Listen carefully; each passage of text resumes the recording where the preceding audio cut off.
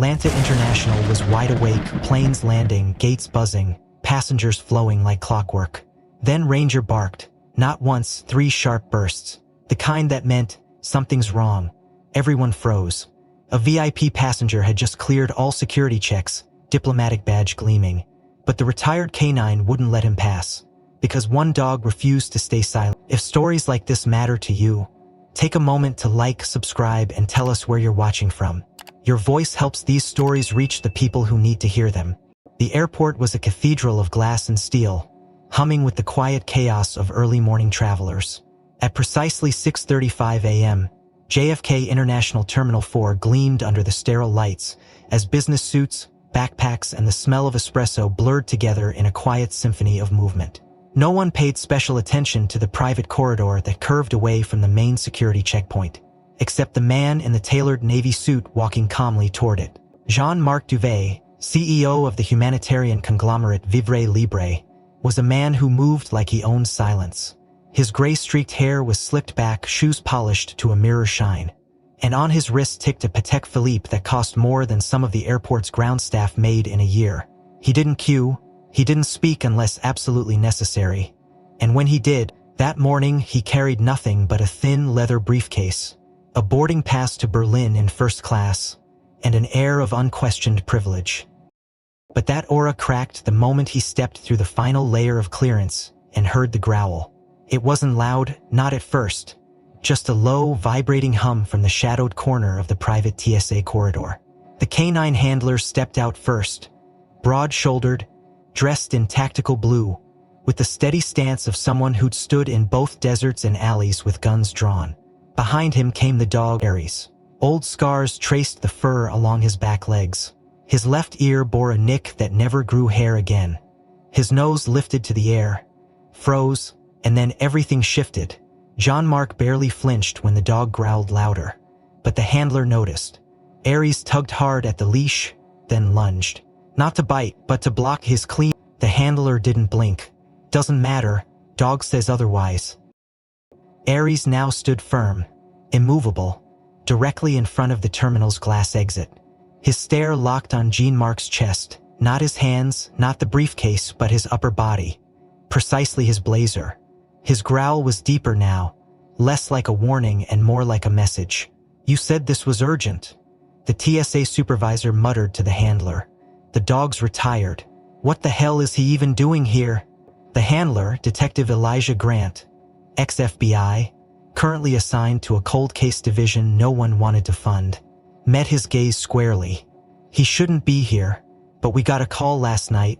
Anonymous said, and I quote, "Get the shepherd to Terminal 4. He'll know." What do you mean, he'll know? Elijah didn't answer. Aries did. With a forceful lunge, he snapped forward, not to attack, but to bark loudly once. Then again, eyes locked. His tail stiffened, the kind of signal handlers are trained to watch for when the scent doesn't come from drugs, explosives, or common threats. But people. Inside the security room, agents re-ran the X-ray. Nothing. Jean-Marc didn't argue. He simply raised a brow and calmly asked, "Is this standard treatment for your diplomatic guests in the United States?" Elijah stepped forward. "Take off your blazer." "That's unnecessary." "Now." Jean-Marc removed it slowly, deliberately, like a man humoring a game. The moment it was off, Aries moved forward. He sniffed along the lining of the jacket. Then he sat. Not bark, not growl. He just sat. Straight and still, his final signal. Confirmation. "Scan it again," Elijah said. Inside the lining, behind a reinforced inner seam, they found it. A sliver of biotech no wider than a fingernail, barely detectable. A biological tracker, military grade, capable not just of identifying location, but of storing encoded identity data, similar to the ones used in high-end trafficking operations. But this one was active. "Where did this come from?" asked a Homeland Security tech. Jean-Marc's jaw tightened. "I do not answer to dogs," he said quietly, "or to agents who rely on them. You will now," Elijah said, "escort him to the holding suite. Do not let him board." As Jean-Marc was led away, Elijah turned to Aries. The dog sat calmly, eyes forward as if he hadn't just unraveled a web no human could see. 15 minutes later, the German Shepherd was back in the corner, tail curled beside his feet, resting. But his ears stayed upright, alert, waiting. In the digital control room above, the handler replayed slow motion, every micro-reaction from the dog. And in that moment, one question buzzed louder than any airport announcement. Who tipped them off? The call came at 2:17 a.m., slicing through the cold silence of Elijah Grant's apartment like a scalpel. His phone vibrated once on the nightstand before the ringtone pierced the darkness. He opened one eye, already expecting the worst. He hadn't gotten a call at this hour in over 2 years, at least not since the Bureau stopped assigning him live cases. Still, he answered it the way old soldiers answer things. Mid-breath, no hesitation. "Got Grant?" "Grant," the voice on the other end said, sharp and clipped. "This is TSA Command, JFK Terminal 4.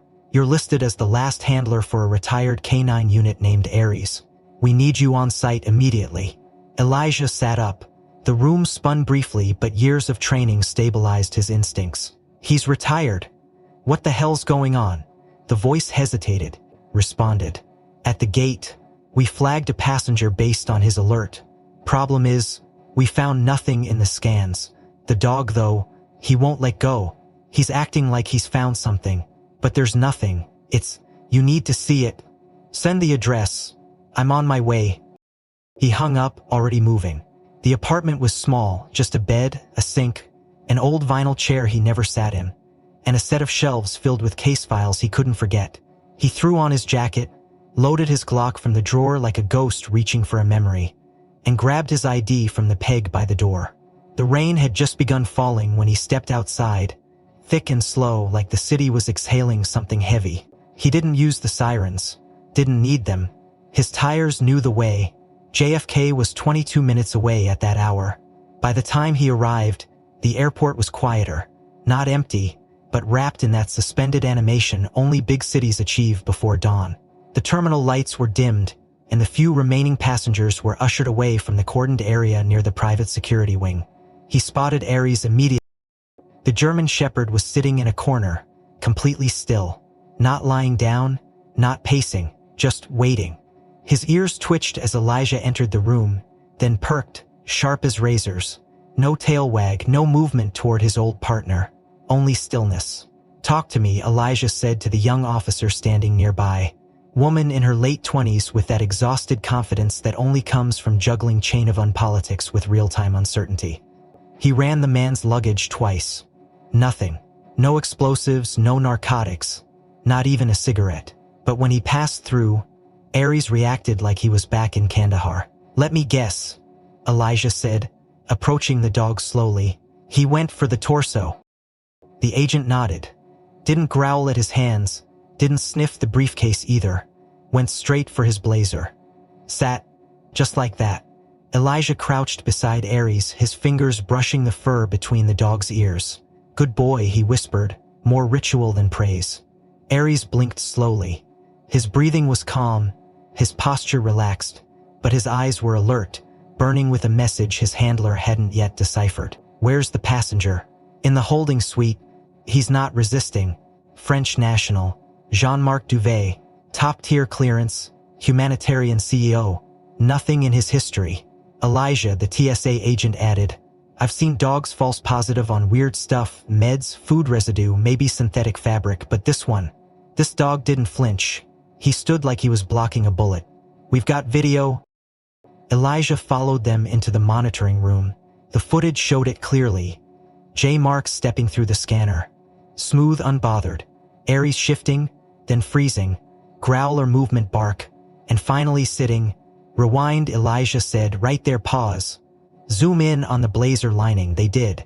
"There," he pointed. "That seam, stitching's too tight, hand done. No commercial machine makes that thread pattern." "Are you saying?"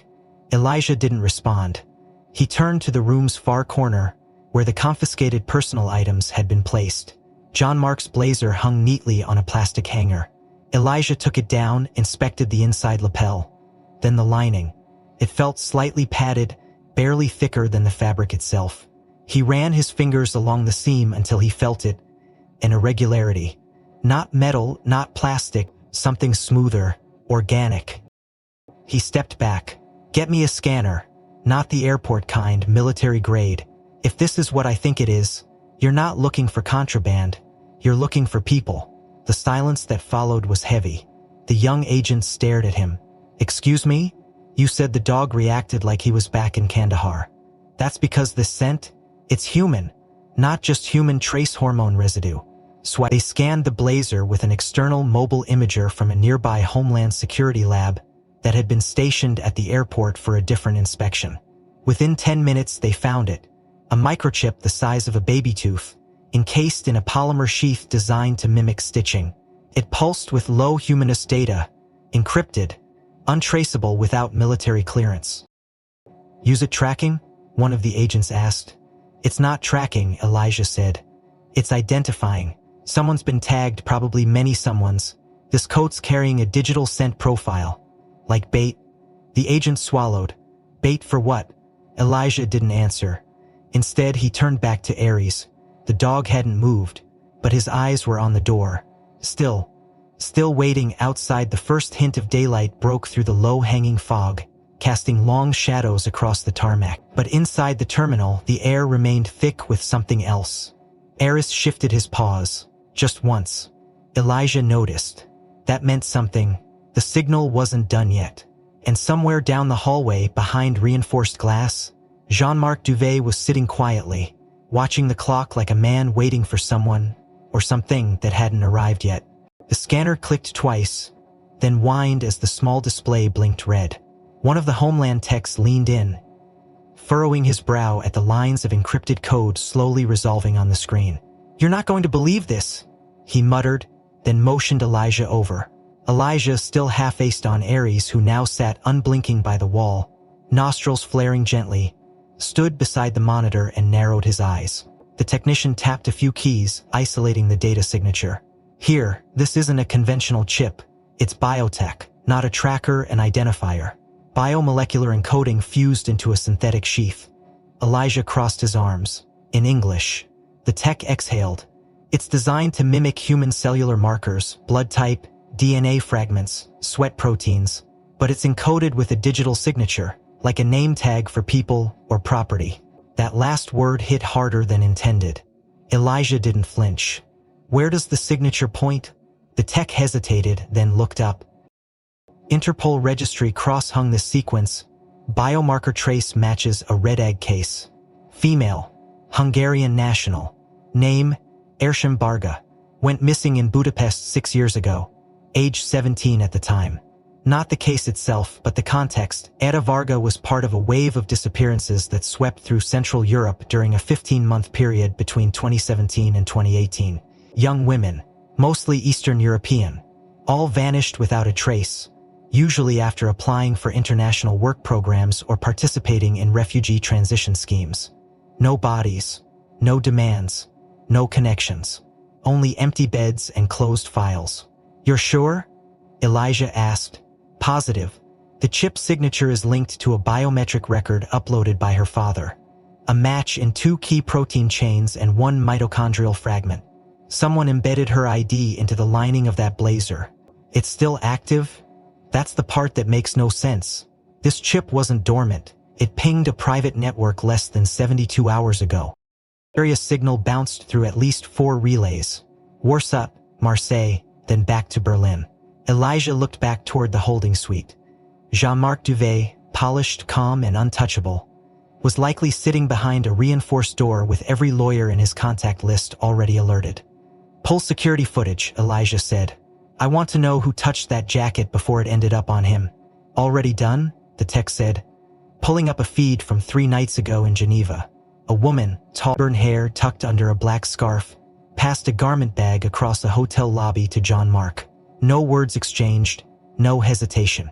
Her face was obscured by a slight tilt and a shadow cast by a passing valet cart. No facial match, the tech added. But she's precise. This wasn't a careless drop. Someone planted it, Elijah said, but not to hide, to send it. The implications tangled quickly. Someone wanted the chip discovered, at this exact moment, by this specific canine. Aries hadn't just detected human scent. He had followed a breadcrumb placed deliberately in front of him. Who knew Ares would be brought in? Elijah murmured. The question hung unanswered. The original tip-off, still untraceable, had specified Ares by name. No other dog, no team, no explosive scan, just him, which meant someone on the inside or someone with access to very old files had orchestrated the entire encounter. Ares sniffed the air again. His head shifted slightly toward the window, ears drawn tight. Elijah followed his gaze. The early sunlight now cast long golden beams through the fogged glass, illuminating a nearby tarmac vehicle moving slowly toward Hangar 6. "What's in that hangar?" Elijah asked. "Cargo, mostly diplomatic deliveries. No domestic entries allowed past the threshold." Elijah turned back to the agents. "Command, this is Ground Team 4. We've got movement at Holding Room 2. Subject is requesting medical attention. He says he's having heart palpitations." "How convenient," Elijah said dryly. "Stall, call the airport medic but keep him inside." He turned to the tech. "Trace the chip's last signal again. See if it pings while the blazer's here. I want to know if someone's listening." The tech tapped away, frustration mounting as the signal remained stubbornly silent. "No new pings. It's like it went cold the second we scanned it." "Which means it had a trigger," Elijah replied. "The moment it was breached, someone shut the door from the other side." "So now they know we found it," the agent said. Elijah gave a slow nod. "Exactly." In the observation room, Elijah stepped behind the one-way glass to watch Jean-Marc. The man sat composed, hands folded on the table, his lips barely moving. He wasn't whispering, he was mouthing numbers. Repeatedly, a 6-digit pattern, over and over. "He's sending a code," Elijah muttered. "Somebody's watching him, or listening." Elijah stepped out, grabbed a blank legal pad and wrote the numbers down as they continued. 194,613. Pause, then again. "Get Interpol on this," he ordered. "Have them cross-reference that sequence with anything linked to Anna Varga or the Budapest disappearances." Behind him, Ares let out a low huff. A pulse. Elijah turned. Ares was now facing the window fully, eyes narrowed at the hangar again. Something had changed. Elijah followed his gaze. A ground crew worker, dressed in the standard orange and navy uniform, moved strangely. Too smooth, too exact. Not scanning the tarmac but walking with intent, toward the rear cargo access point. "Pull up live feed on Hangar 6, Elijah snapped. The screen blinked once, then revealed the interior. Boxes stacked in identical rows, shipping crates labeled in Cyrillic, and in the far corner, an unmarked van being loaded by 2 more uniformed figures. The timestamp on the footage was 5 minutes behind. "You delayed the feed," the tech muttered. "We're watching a recording." Elijah stepped back, eyes narrowing. "They're already gone." But Ares didn't move. He kept staring, watching. His body slowly tensed like a coil. Elijah's gut tightened. Something wasn't adding up. Ares didn't just detach traces. He responded to memory. Meaning the scent on that jacket, that chip, and a signature. It wasn't a relic. It was recent. Fresh. Elijah looked at the coat still hanging nearby and slowly walked toward it. This time, he didn't use gloves. He flipped it inside out, ran his fingers along a second seam on the lower hem, and froze. There, stitched into the fabric, was a number. Not printed. Sewn. One line, one code. V17 BP. Budapest 3. A sequence. Ares let out another huff, louder this time. Elijah looked over. The dog was standing now, full alert. Eyes locked not on the window this time, but on the hallway leading to the elevators. Elijah didn't speak as he walked slowly back into the observation room. His eyes flicked toward the man on the other side of the one-way glass, still mouthing the sequence like a ritual. V17-P3. The code from the jacket was still etched in his mind, and every breath Ares took at the base of the door only deepened his unease. Jean-Marc Duvet sat in perfect posture, like a man hosting a diplomatic meeting rather than being held under suspicion of trafficking identifier. The screen above showed the latest Interpol file downloads Elijah had requested. Page after page of headlines, gala photos, and awards featuring the man now quietly blinking in federal custody. In the last decade, Jean-Marc had become one of the world's most visible philanthropists. Speeches at Davos, interviews on BBC and France 24, articles in The Guardian praising his tireless work with displaced women across sub-Saharan Africa. His organization, Vivre Libre, had raised millions in donations to extract vulnerable women from war zones, refugee camps, and trafficking corridors. He'd personally visited every operation, often posing for cameras in dusty UN vests, hugging children, holding up vaccination kits. To the public, he was the French George Clooney of humanitarian work, charming, eloquent, morally untouchable. But beneath that pristine facade, something older stirred in the archives, something Elijah hadn't seen in over a decade. He clicked open a buried document tagged from 2012. It was a scanned copy of a Belgian federal investigation.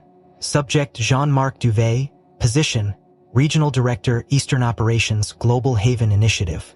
Allegation, complicity in human asset rerouting and documentation fraud. The organization, once lauded for its reach and efficiency in refugee integration, had collapsed within months of the investigation. Its European branches shuttered quietly, and over 30 employees reassigned. At the time, no criminal charges had been filed. A full audit had been blocked by jurisdictional interference.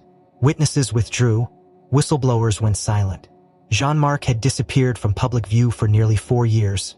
And then, just as suddenly, he had re-emerged under a new nonprofit, this time backed by private investors and tech philanthropists. With a focus on biometric solutions for mobile populations. Elijah stared at the words, biometric solutions. The phrase echoed like a gunshot. Pull every registry connected to Vivi Libre, he ordered. Focus on regions where local ID programs were implemented, and look for links to any missing persons, especially women under 30. Ayers shifted beside the desk, ears twitching at the hum of fluorescent lights above, as if tracking something beyond sound. The tech beside Elijah tapped frantically on his keyboard, cross-referencing records. This guy's been everywhere: Sudan, Congo, Kenya, Mali, Libya, even parts of Yemen. Always shows up 6 months before a major liberation campaign. Always leaves before the political fallout. And what happens after he leaves? Elijah asked. The tech glanced up. There's always a surge in migration numbers. Mostly women. Mostly undocumented. None of them ever resurface in the immigration system after transit. Elijah's fingers tapped the table. Because they don't arrive where they're supposed to. Exactly, the tech confirmed. And in 3 of those corridors, reports of untraceable biometric data spikes matched the signal type we pulled from the jacket. Elijah walked out, heart steady but burning with cold fire. He made his way back to the holding suite. The guards let him in without a word. Jean-Marc looked up, his expression unreadable. Have they brought my doctor? He asked, voice level. Your pulse is steady, Elijah said, sitting across from him. Your breathing's calm. You're not having a cardiac episode. You're buying time. Jean-Marc smiled faintly, folding his hands. You assume a great deal, Agent. I assume nothing, Elijah replied. You're just no men who sit this calmly in federal holding, either have leverage or don't plan on leaving alive. Jean-Marc tilted his head slightly, as if considering the implication. You're not the average agent, he said. You didn't flinch when the chip was found because I've seen one before, Elijah said. In Ukraine. In 2016, taped behind a child's ribcage, they called it a medical implant. Jean-Marc's smile vanished. You should be careful, Agent Grant. Sometimes knowing too much is just another kind of chain. And sometimes, Elijah said evenly, it's the only key. The room stayed quiet for a moment. A long silence where only Eris's claws could be heard clicking faintly beyond the door. Elijah leaned forward, setting the jacket on the table between them. You remember Anna Varga? Jean-Marc blinked slowly. Hungarian, 17, disappeared in 2018. We found her biometric ID stitched into your coat, Elijah said. It was active 72 hours ago, which means she's still alive, or was. Tell me, how many girls carry your label? Jean-Marc's expression didn't change, but his fingers twitched once, barely perceptible. Eris growled low from the hallway. Elijah stood. You're not a savior, you're a broker. Jean-Marc looked up. And what does that make you, Agent, a believer? Still chasing ghosts in jackets? Elijah stared at him a long moment, then turned and walked out. Ares fell in beside him, eyes locked forward, stride matched perfectly. He's not afraid, Elijah said under his breath. He's patient, like someone waiting for a new one. Shorter, sharper, Morse. Elijah's comm buzzed as they stepped back into the control hub. "Sir, we just intercepted a signal. Encrypted frequency near Hangar 6. Coded burst transmission. Origin matches a device signature last active in Nairobi 6 months ago." "That's one of Duvay's sites," Elijah said. "What was the content?" The agent hesitated. "A single line, V17 confirmed." Elijah froze. V17, the same code sewn inside the jacket. It wasn't just Anna's number. It was a signal. A green light, and someone out there had just received it. The coded message was less than 7 syllables, but its implications detonated like a silent bomb in the war room of the FBI's Joint Task Force for Transnational Crimes. Elijah stood motionless as the signal's origin was triangulated. Narrow beam, encrypted military-level transmission, routed through a custom frequency only recently seen in operations connected to former intelligence contractors in East Africa. Someone had responded to J. Mark Duvay's presence in custody by activating an external command, and the phrase V17 confirmed, move package, left no room for ambiguity. That wasn't a warning, it was a signal to proceed. Package meant asset, and the chip's biometric trace that asset was human. "We need to find who else he was traveling with," Elijah said, turning to the analyst, the manifest from his inbound flight from Geneva, and run every face against Interpol's missing persons database. Less than 10 minutes later, an alert pinged. The screen split into 3 passport images, 2 of which weren't registered through official immigration logs. The third belonged to J. Mark himself. The other 2 were young women, both listed as assistants under diplomatic cover granted through a French foreign aid program. Their papers were clean, too clean. No fingerprints, no history, no family contacts.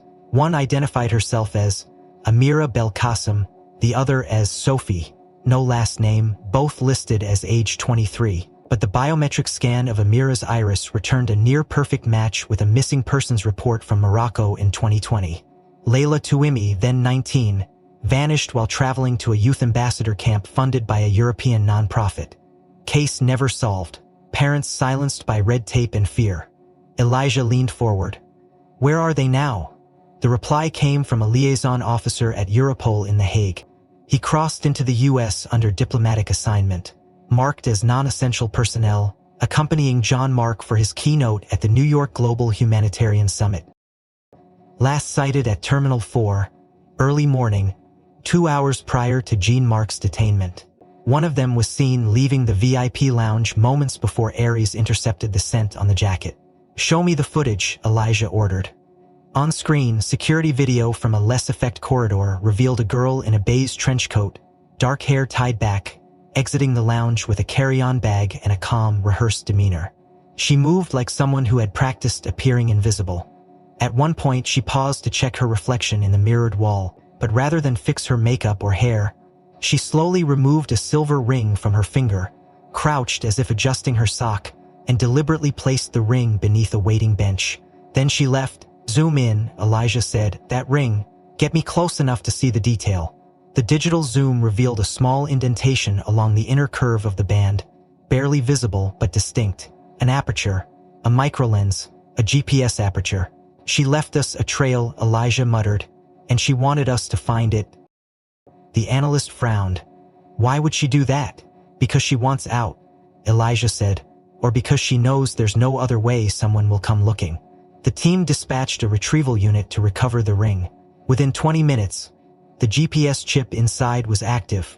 It didn't transmit constantly, just periodic pulses, like a heartbeat. The last signal placed it roughly 15 blocks from the airport, in a private residence owned by a registered shell company affiliated with an NGO, one of Jean Marc's holding entities. "How many inside?" Elijah asked. "No idea. Windows blacked out, cameras on a closed loop, no Wi-Fi activity. Landlines only." "We breached now," Elijah said. "He's got people moving in real time. If that transmission told them to move the package, it's already happening." They rolled in without lights. 4 black Suburbans cutting silently through Queens traffic under escort from local PD. Ares rode in the back seat with Elijah, his body rigid, nose flaring as if he already recognized the path. "He knows," Elijah whispered. I don't know how, but he knows. The moment the convoy stopped, Ares lunged forward, pawing at the window, eyes locked on the brownstone across the street. Elijah ordered the units into formation. No sound, no hesitation. The front door was breached at 4:38. The first floor was empty, furnished but untouched. Second floor revealed more. 2 beds unmade, a medical cot with leather restraints, a pile of burn phones in a drawer, 1 open laptop still running. The third floor is where they found her. Not Amira, not Leela, just a girl standing in front of an open suitcase, looking back at them with eyes that had seen too much. She didn't scream, she didn't move, she simply said, "He'll be gone before you even know what's missing." Elijah stepped forward. "You dropped the ring," she nodded, "because no one ever believes the girl with no last name." "Where's the second girl?" Elijah asked. Her eyes darkened. "She's not a girl anymore, she's product now." Ares growled low, moving past Elijah, nose pressed to the floor, then to the suitcase. The dog froze, then barked once, short, sharp. Elijah opened the suitcase. Only photographs. Dozens of them. Polaroids, ID headshots, surveillance stills. Every face under 30, everyone female. At the bottom of the pile was a USB drive labeled Batch 7. The analyst rushed to plug it in. Files opened. Purchase orders, movement logs, voice memos, and a manifest of coded names, each assigned a country, a value, and a 3-letter destination. The last entry, status, in transit, destination ZRH, Zurich. Ares barked again, this time from the hallway. Elijah turned, heart pounding as the girl whispered, "You're already too late." The USB labeled Batch 7 was still decrypting when the second pulse from the ring's GPS chip came alive on the screen. It pinged not back to the brownstone where Leela had been found, but southeast, toward the docks at Red Hook, Brooklyn, an industrial maze of rusted cranes, container stacks, and fading logos peeling off decades-old cargo containers.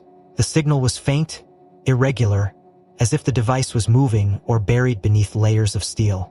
Elijah leaned in. "Magnify the overlay," he ordered. The map zoomed in on a warehouse district along Pier 42, nestled between a seafood export business and an old textile factory long since shut down. The tracking dot settled near a storage terminal registered under a company named Solera Logistics, flagged previously for tax irregularities but never criminally investigated.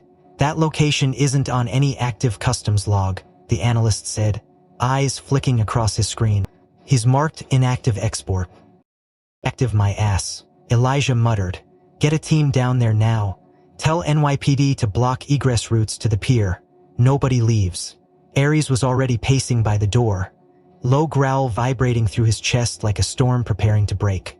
The convoy reached the Red Hook terminal just before 5:30 a.m. Fog rolled in thick from the river, swallowing the sound of approaching tires. Elijah stepped out first, his Glock holstered but hand ready, Ares already leaping from the SUV like a missile with purpose. The warehouse loomed in the morning dark, lights off, entrance padlocked with 2 overlapping chains. The lock was fresh, too fresh. Elijah gave the nod. The breaching unit shattered the door with a hydraulic ram and surged inside.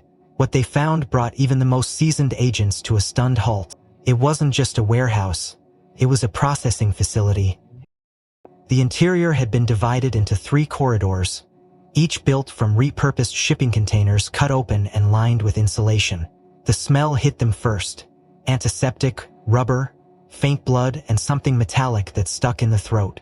The first corridor led to a row of cots, all empty, their sheets sterile and taut. Hooks dangled from the ceiling above each, clearly designed to suspend IV bags or restraints. Ares bolted forward, pausing near the third cot. His nose dipped low. He barked twice. The floor beneath had been scrubbed, but not enough. You revealed blood residue in a thin arc, the kind left behind when something or someone was dragged. The second corridor, colder, housed metal cabinets filled with files, hard copy dossiers. Elijah pulled one randomly. Name, Oksana M. Age 19. Nationality, Ukrainian. Blood type, AB. Status, primed. Notes, neural compatibility, 92% clearance, GR. He opened another. Another girl, another status, another number. The word primed repeated across dozens of them. highlighted in red ink. Jesus, one agent whispered. They're selecting them for something medical. Not selecting, Elijah corrected, jaw tight. Assigned the lights inside flickered on with motion, illuminating a makeshift surgical suite. No blood, no patients, just empty gurneys and sealed tool trays lined with instruments too precise to be used casually.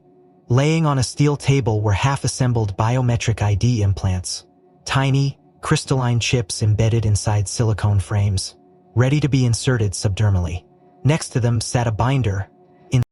Destination, Piraeus, Greece. Delivery date, June 23. Shipment, human cargo plus identity fabrication kits. Confirmed units, 8. Elijah flipped the page. Each unit was assigned a corresponding name, age, medical code, and new identity, complete with fake passports, biometric scans, and documentation signed by the health ministry of an unlisted Balkan microstate. These weren't just trafficked individuals, they were being repackaged, transformed, sanitized. It's a damn assembly line, Elijah muttered. They erase them, rebuild them, and sell them as ghost citizens to whoever's buying. Who's the buyer? The agent asked. Elijah stared at the final column of the manifest. It didn't list a buyer, it listed a tag. Same format, same design, V17. He closed the binder, eyes dark. Same package, still moving. In the far corner of the room, a refrigerator unit hummed faintly. Elijah opened it. Inside, stored in transparent gel, were biological samples. Tissue, saliva, hair, even extracted molars, each labeled by a different code and barcode. Why the teeth? An agent asked behind him. Elijah didn't look away. So they can leave a body behind if someone comes asking. Aries barked sharply from the loading ramp. Elijah rushed toward him, weapon drawn. The dog stood at the edge of a container that had been recently sealed and bolted. Elijah pried the latch open. The metal creaked, the door swung out, and the smell hit him like a wall. Inside, huddled beneath thermal blankets, were 4 girls, barefoot, shivering, pupils wide with terror. 2 looked no older than 15. One whispered something in Greek. The other simply clung to a plastic bear, her face frozen in blank trauma. Elijah turned to his radio. Get EMS, get trauma teams. Tell them we've got minors, and God help me, get Interpol on every container heading toward Greece in the next 48 hours. But Aries didn't relax. He barked again, louder. He turned, nose up, ears locked, toward the stack of outbound containers being lifted by a crane just 50 meters away. One of them, marked for diplomatic transit, was already being maneuvered toward a freighter on the water. Elijah sprinted out, yelling into his mic, "Hold that container!" But it was too late. The signal inside the ring blinked again, stronger now, and moving. The container creaked as it was lowered into the cargo hold of the departing freighter, its diplomatic stamp bypassing every usual layer of customs scrutiny. Elijah watched helplessly from the dock as the final locking bolt clamped into place, the massive vessel already rumbling with the sound of pre-departure checks. The GPS signal from the ring continued to pulse steadily from somewhere inside the ship's metal belly. But there was no longer a legal window to extract it, not without breaching international protocol. The operation had been 10 minutes too late. They planned this with military precision. The customs officer beside Elijah muttered, teeth clenched. Every seal, every transfer, timed to the second. Elijah didn't respond. His gaze had shifted to the manifest pulled from the surgical container hours earlier, now glowing faintly on the tablet in his hand. One name, or rather one code name, appeared too many times across unrelated clusters. Renata. It was never the same country, never the same spelling, sometimes spelled with a W, sometimes embedded in metadata as initials. But in every case, it connected to oversight, not transport, not enforcement, but programming, behavioral conditioning, integration guidance. One notation read, Renata signed off on psychological prep batch 4. Another said, Dr. LR authorized final selection pro. She wasn't logistics. She wasn't field. She was control. Elijah turned to the analyst back at the truck. Run a deep dig on anyone named Renata associated with refugee programs, trauma response, and cross-border aid networks, preferably those with advanced psychology or linguistics background. That's going to pull hundreds, the analyst warned. Then start with those who were dismissed, disbarred, or vanished. 32 minutes later, a single name blinked red across the screen. Dr. Liesel Renata Voss, age 42, dual citizenship, Germany and Switzerland.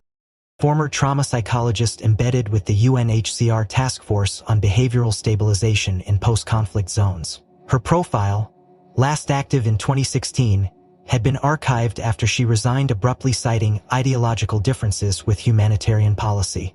But deeper in the classified tier of records, buried beneath legal immunity files and deactivated security clearances, was something darker. A memo marked Restricted Internal EU Security Task Force noted Dr. Voss's suspected involvement in unethical behavioral research on displaced minors. The project, unofficially dubbed Smile Line, aimed to assess the pliability of adolescent survivors under structured psychological pressure, particularly in the presence of foreign aid workers, journalists, and human rights monitors. The findings were never published. The task force was dissolved. The whistleblowers never resurfaced. Elijah leaned forward slowly. She trained them. The analyst nodded grimly. He taught them how to cry, when to shake, how to mimic trauma responses that would activate rescue channels. She gave them the script. Elijah's jaw clenched, and someone funded her to keep doing it, off the grid. Meanwhile, Ares prowled the warehouse perimeter, nose tracing every lingering scent from the now empty surgical containers. He stopped only once, beneath a desk bolted into the concrete. Elijah kneeled beside him, pried open the drawer, and found a folder labeled Recommand Protocol. Inside, rows of photographs, young girls in drab clothing posing as rescued victims, were lined up like mugshots. But the photos weren't for rescue documentation, they were stage notes. Each had annotations in red ink. Good tears, build on helplessness. To a grab eye contact too strong. Reduce assertiveness by day 4. There were even timelines. Target interview with BBC. Thursday 10 IAM. Ongo audit team inspection. Simulate PTSD episode at gate 3. Elijah turned to the last page. A typed sentence sat alone at the bottom, chilling in its brevity. The illusion of vulnerability remained the most valuable currency. Ares barked once, short and low, as if affirming what Elijah already knew. Jean-Marc had never been in charge. He was a decoy, a polished, presentable face to distract from the dark machinery behind him. Dr. Voss was the architect in the tactical vehicle, the analyst patched into an encrypted intelligence-sharing network between the FBI, Interpol, and Europol. We found her last known address, he reported. Zurich, private estate outside Lake Lucerne. No phone lines, no visitors. Surveillance dead zone. How long since she was last seen? Elijah asked. 2 weeks. But 3 known assets from the Batch 7 manifest were traced to flights landing in Zurich 5 days ago. One of them used forged credentials under the name W. Renata. Elijah's grip tightened on the rail of the truck. She's not hiding, he said. She's hosting. That evening, a joint operation was authorized for pre-dawn extraction. Satellite recon of the estate showed multiple outbuildings, some large enough to house vehicles or, more likely, processing rooms. The main house sat at the edge of a frozen cliff, overlooking a private dock. Elijah studied the layout with the same sharp calm he'd used in the war zones of Fallujah and Grozny. She'll have failsafes, probably a decoy route by water, thermal signatures, 4 inside the main house. At least 2 moving underground, came the response. She has a basement. Elijah nodded. Of course she does. He looked down at Ares, who stood watching the map projection with a focus only a war dog could sustain. Elijah exhaled. This isn't just extraction, this is dismantlement. She built this network from the inside out. If she escapes, it replicates.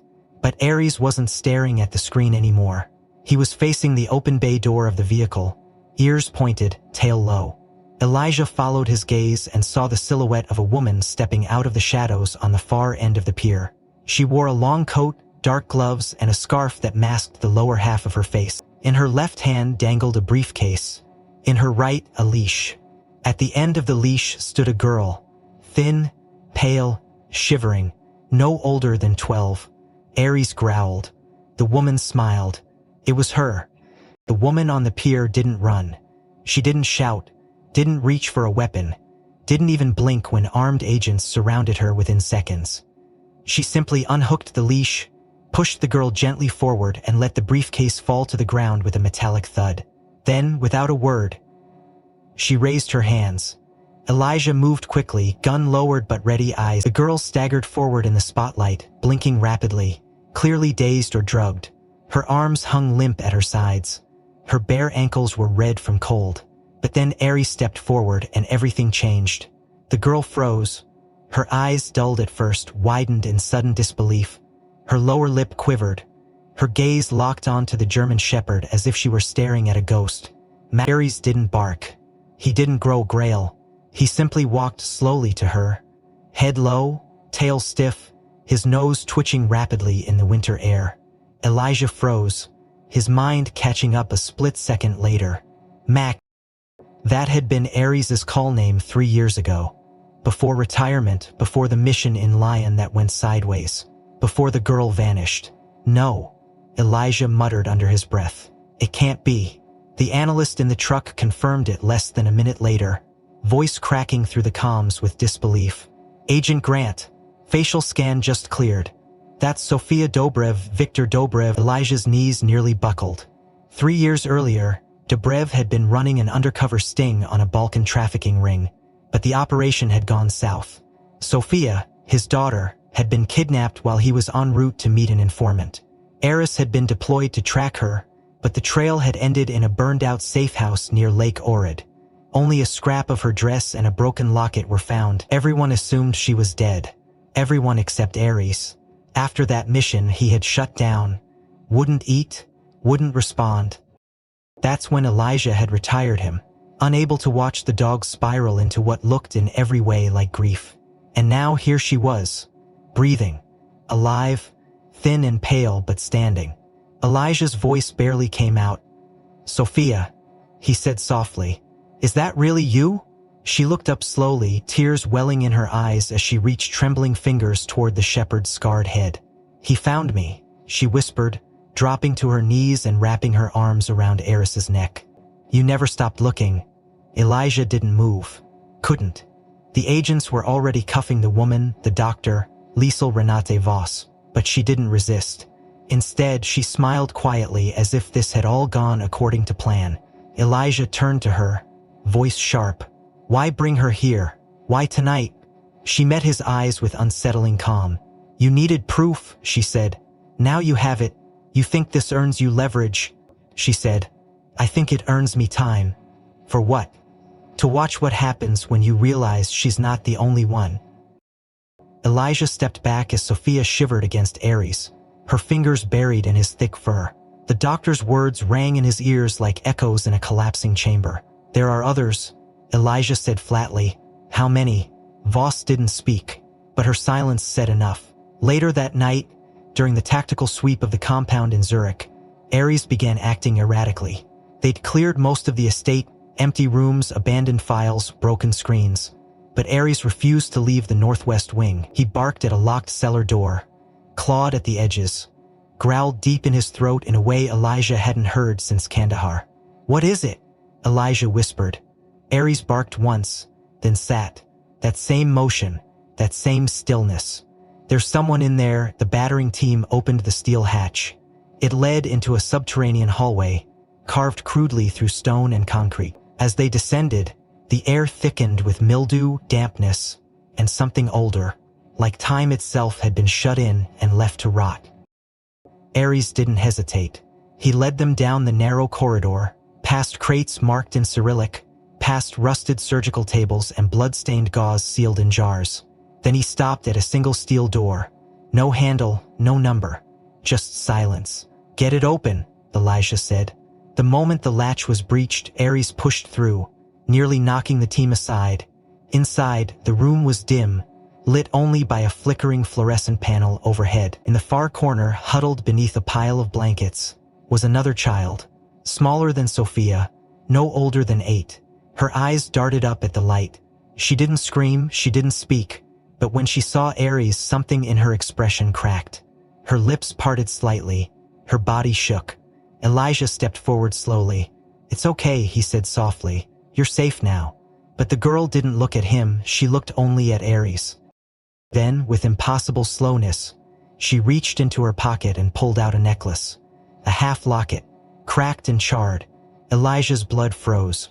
Ares moved forward, sniffed it gently, then whined low and soft, his entire body trembling.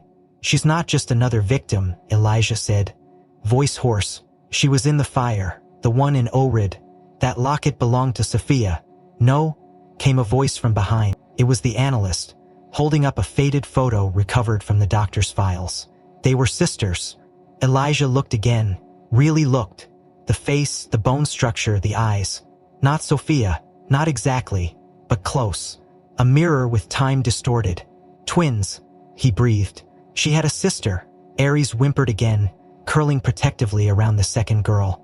His eyes locked on Elijah's. Sophia's case had never been just one girl, it had always been two. And now they had both been found, but only one remembered who she was. The discovery of Sophia's twin and the unraveling of Dr. Voss's underground chambers sparked international outcry within hours. Interpol issued an emergency broadcast linking the Zurich estate to over 13 unresolved abduction cases, stretching from Eastern Europe to North Africa. Overnight, names long presumed buried in silence resurfaced, accompanied by biometric data, falsified death certificates. But even as global agencies began swarming the estate and its satellite operations, a chilling message arrived through a secure French intelligence channel. It was short, direct, and transmitted with military-grade encryption. "We have Team Jacquin, we want Duvet. You have 12 hours. Elijah stood frozen as the words registered. Team Jacquin, France's elite counter-attacking task force, had gone dark during a raid outside Thessaloniki 3 nights prior. Until now, their status had been officially listed as missing in action. No evidence, no bodies, no demands. The truth had been buried until now. The message came with a photo attachment. 5 men and 1 woman, kneeling, blindfolded, bruised but alive.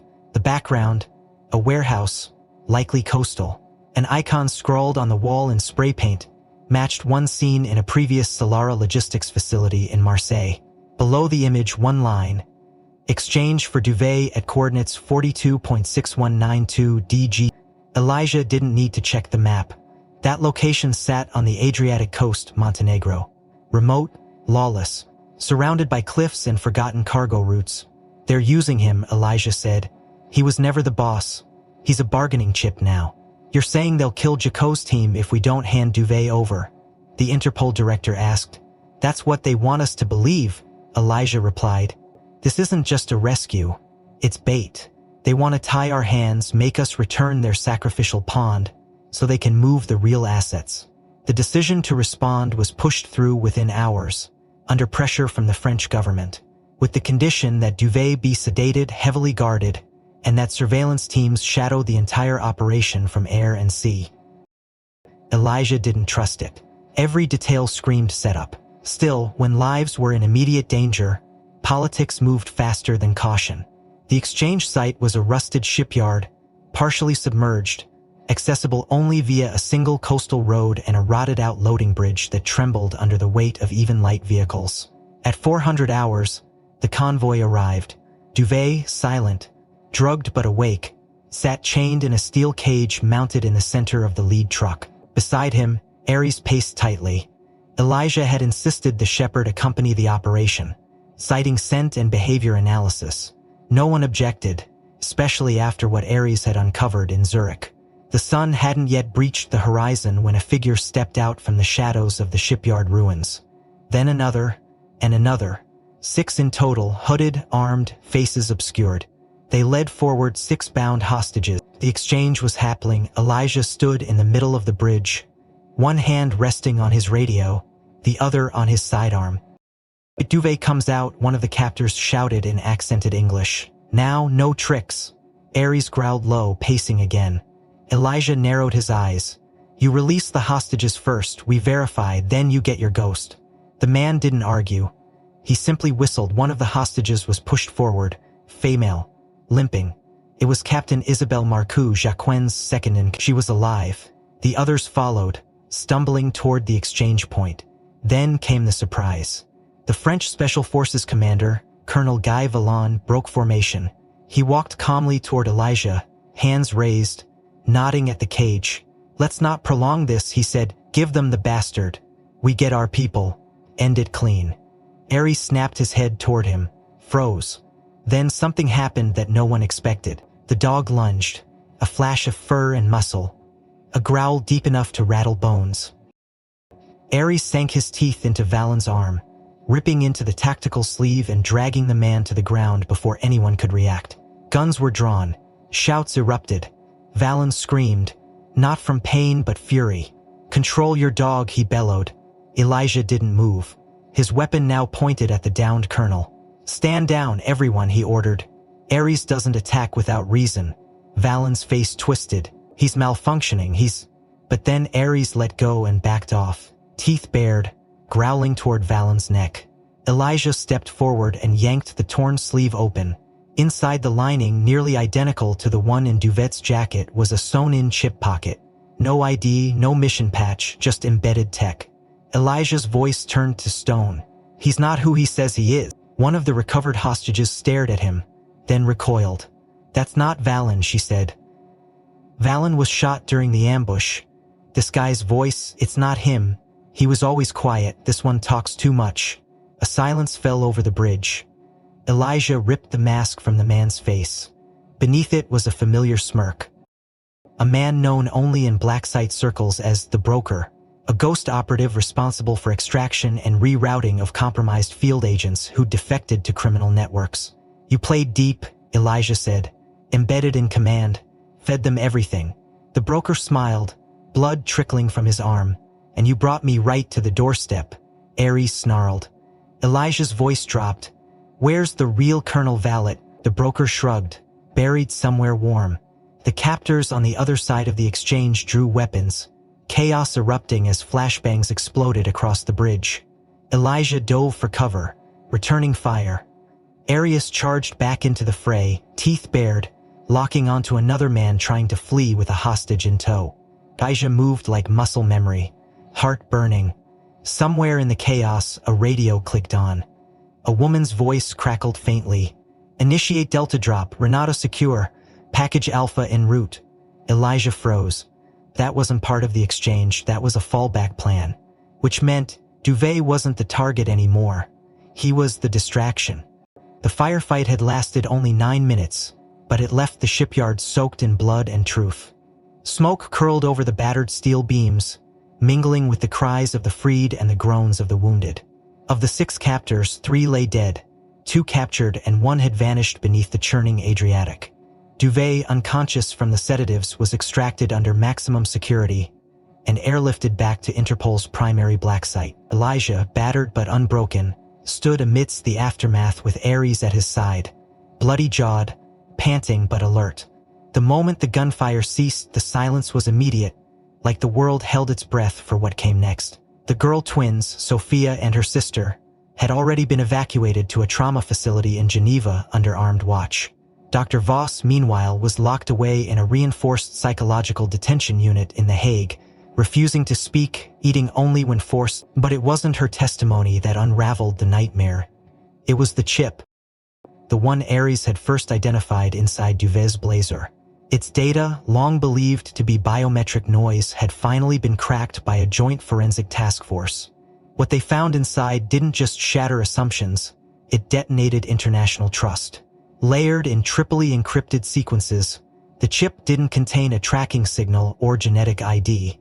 It contained architectured names, maps, timelines, financial routing, coordinates, a full schematic of a continent system, codenamed Lux, which systematically trained, reprogrammed, and redistributed miners across 9 countries under the guise of humanitarian evacuation. Each country played a role. Romania processed psychological candidates through controlled trauma exposures. Austria provided forged documentation via a corrupt diplomatic channel. Italy managed the cosmetic transformation, surgical interventions to erase identifiers. Hungary functioned as the intake hub for intake and distribution, while France hosted integration centers disguised as recovery institutions. Switzerland, through Voss, trained the girls on performance, how to cry on cue, how to mimic starvation and innocence, how to win trust from cameras and NGOs. The system didn't just move children, it created convincing illusions of victimhood that would never be questioned. They weren't rescuing them, Elijah said during the debrief. His voice hollow, reinventing them, branding them as new people, new stories. And we fed those stories to donors, governments, and peacekeepers. We gave them credibility. We made their cover stories real. Every field agent in the room sat silent, jaws clenched, eyes unreadable. The implications were staggering. Governments complicit, charities manipulated, human rights observers deceived. The global counterattack practices again. For weeks following the exposure of Lux, arrests were made in 5 capitals. Duvay's charities were disbanded, their assets frozen. Former allies turned witnesses. Voss remained silent, her lips sealed, her eyes watchful. But her legacy spoke for her. Interpol compiled a full report, codenamed Echo Phase, which outlined how the psychological conditioning protocol Voss pioneered had already spread to black networks in Southeast Asia and Northern Africa. The war wasn't over. It had just moved. In the center of it all was Ares, the K9 unit who had refused to ignore assent, who had stood firm when machines failed and men doubted.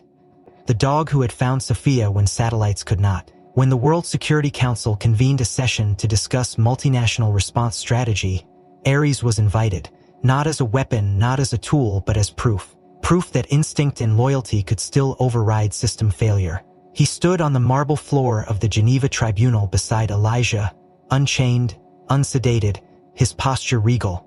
The Secretary General offered a plaque, a medal, and a ceremonial collar etched with gold, but Ares didn't move. He turned his head, looked once at Elijah, then sat facing the wall behind them, as if uninterested in glory. Elijah smiled faintly.